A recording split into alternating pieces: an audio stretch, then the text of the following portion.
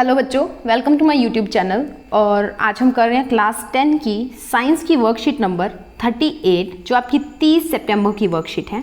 इसके अंदर हम कर रहे हैं कार्बन और उसके यौगिक। कार्बन हमने कल कर लिया, आज हम उसके यौगिकों के बारे में देखेंगे या उसके अपरूप जो बनते हैं उनके बारे में देखेंगे।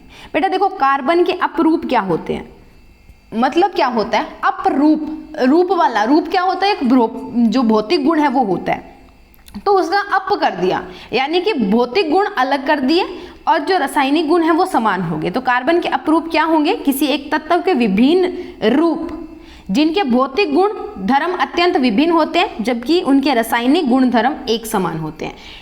ठीक है। अप रूप, रूप क्या होता है, रूपरेखा एक भौतिक चीज है। अप कर देना उसका मतलब उसका अलग अलग कर देना। अब रासायनिक गुण धर्म एक जैसे हैं और भौतिक गुण धर्म जो है वो भिन्न हो गए, तो ऐसे भिन्न भिन्न रूप जिनके भौतिक गुण धर्म अलग हैं पर रासायनिक गुण धर्म एक जैसे होते हैं उनको बोलते हैं किसी तत्व के अपर रूप। ठीक है, अपर रूप हो गए।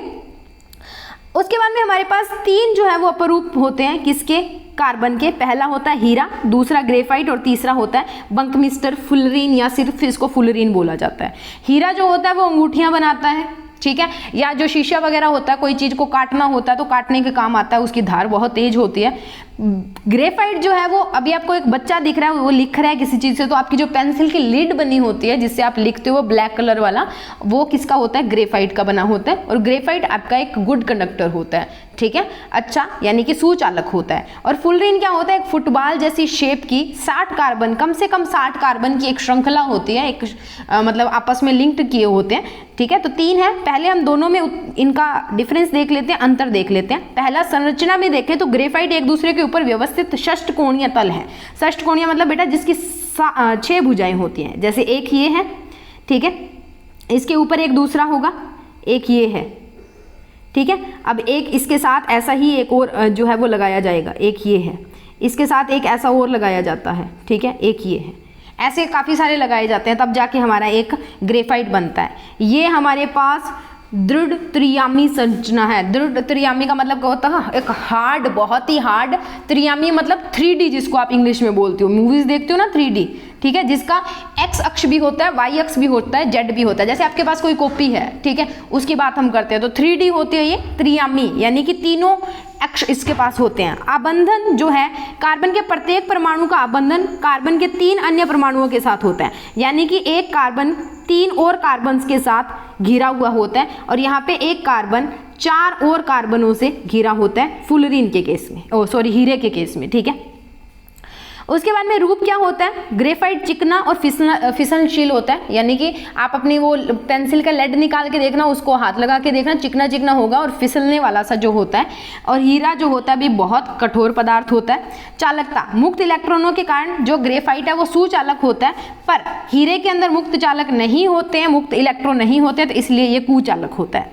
उपयोगिता, स्नेहक और पेंसिल लेड बनाने के काम आता है ये, ठीक है, और ये काटने के उपकरण और आभूषण बनाने के काम आता है, ठीक है। उसके बाद में बात कर लेते हैं बेटा कि हीरा बनता कैसे है। शुद्ध कार्बन को अत्यधिक, बहुत ज़्यादा, ठीक है, शुद्ध कार्बन को अत्यधिक उच्च दाब और ताप पर उपचारित करके हीरे को संश्लेषित किया जाता है। ये जो है वो आर्टिफिशियल हीरा है। नेचुरल हीरा जो होता है वो अलग होता है, ठीक है, ज्वालामुखी वगैरह फटते हैं ना तब जाके वो निकलता है, क्योंकि ज्वालामुखी में टेम्परेचर कितना ज़्यादा होता है, एक देश में फटता है, काफ़ी सारे देशों का तापमान जो है वो बढ़ा देता है।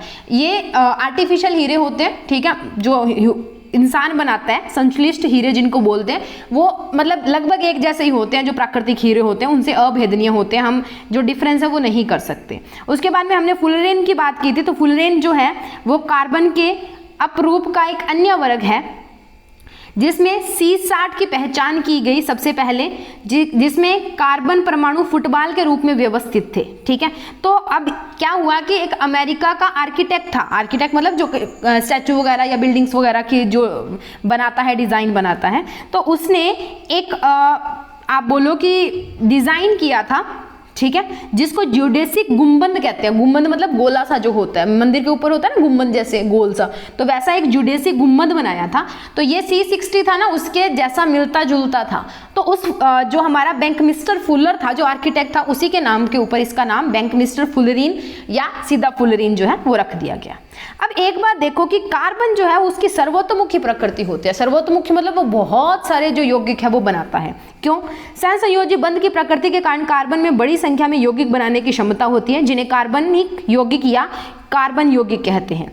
इसके दो कारण होते हैं बेटा। श्रृंखलन, श्रृंखला का मतलब क्या है कि कार्बन एक लंबी कड़ियां जो है वो बनाता जाता है, जोड़ता जाता है, अन्य परमाणुओं के साथ भी और अपने साथ भी।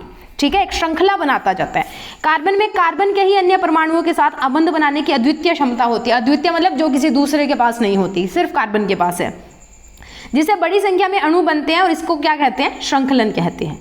सिलिकॉन हाइड्रोजन के साथ यौगिक बनाता है जिसमें 7 या 8 परमाणु तक की श्रृंखला होती है, लेकिन यह यौगिक अति अभिक्रियाशील होते हैं। अब सिलिकॉन भी बना सकता है, ये जरूरी नहीं है कि ये सिलिकॉन नहीं बना सकता, पर सिलिकॉन जो है वो बना सकता है, पर जो कार्बन बनाता है ना वो उतने अभिक्रियाशील नहीं होते जितने सिलिकॉन वाले होते हैं, वो स्थिर होते हैं, स्थायी होते हैं। तो कार्बन अबंध अत्यधिक प्रबल होता है, मतलब स्ट्रॉन्ग होता है या स्थायी होता है, यानी कि जल्दी से अभिक्रिया नहीं करता है। फलस्वरूप अनेक कार्बन परमाणुओं के आपस में जुड़े हुए अनेक यौगिक जो है वो प्राप्त होते हैं। ठीक है, उसके बाद में चतुसंयोजकता। चतुसंयोजकता मतलब चतु का मतलब 4, संयोजकता मतलब बाहर वाले कक्ष के जो इलेक्ट्रॉन है वो। तो 4 बाहर वाले कक्ष में इलेक्ट्रॉन होते हैं कार्बन के पास। इनमें कार्बन के 4 अन्य परमाणुओं ऑक्सीजन, हाइड्रोजन, नाइट्रोजन इत्यादि के साथ आबंधन की क्षमता होती है। बाहर वाले चारों के पास वो ऑक्सीजन के साथ भी आबंध बना सकता है, हाइड्रोजन के साथ भी, नाइट्रोजन के साथ भी। तो कार्बन द्वारा प्रबल आबंधों के निर्माण का एक कारण इसका छोटा आकार भी है। अब कार्बन खुद छोटा है, हमने पिछली में भी किया था, उसके पास सिर्फ 6 ही इलेक्ट्रॉन है। इसके कारण क्या होता है कि इसका जो न्यूक्लियस होता है, इसका जो नाभिक होता है, वो मजबूती से जो सहभागी युग्म होते हैं, सहभागी जो एलिमेंट्स होते हैं उनको पकड़ के रखता है। तो बड़े परमाणु जो ऐसे अबंध बनाते हैं वो क्या होते हैं? अत्यंत दुर्बल होते हैं। बड़ा सारा जो बनाएगा, जिसके पास 50 इलेक्ट्रॉन्स है वो बनाएगा, तो उसके पास अपने आप को संभालने की शक्ति भी चाहिए, और दूसरों को कैसे संभालेगा वो। ठीक है, सो उसके बाद में देख लेते हैं बेटा इसके क्वेश्चंस को। सो डिस्कस कर लेते हैं इसके क्वेश्चन। टोटल 4 क्वेश्चन है। सो मूव करते हैं क्वेश्चन के सोल्यूशन पे।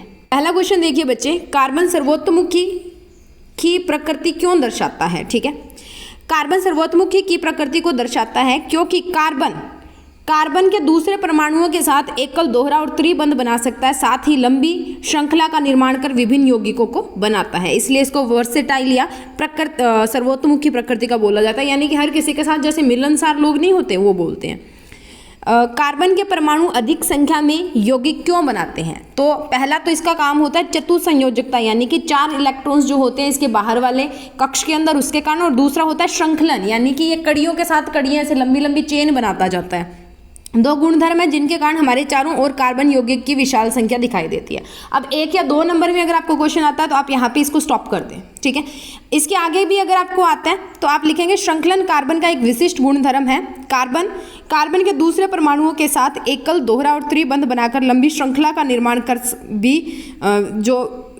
करता है और उससे विभिन्न यौगिकों को बनाता है, जिसके कारण कार्बन यौगिकों की संख्या काफी अधिक है। ठीक है, उसके बाद में फुलरीन में कार्बन परमाणु की न्यूनतम संख्या व उसका आकार बताइए। फुलरीन की संरचना एक फुटबॉल की तरह होती है। फुलरीन के अणु में 60 या 70 या अधिक कार्बन जो है वो परमाणु पाए जाते हैं।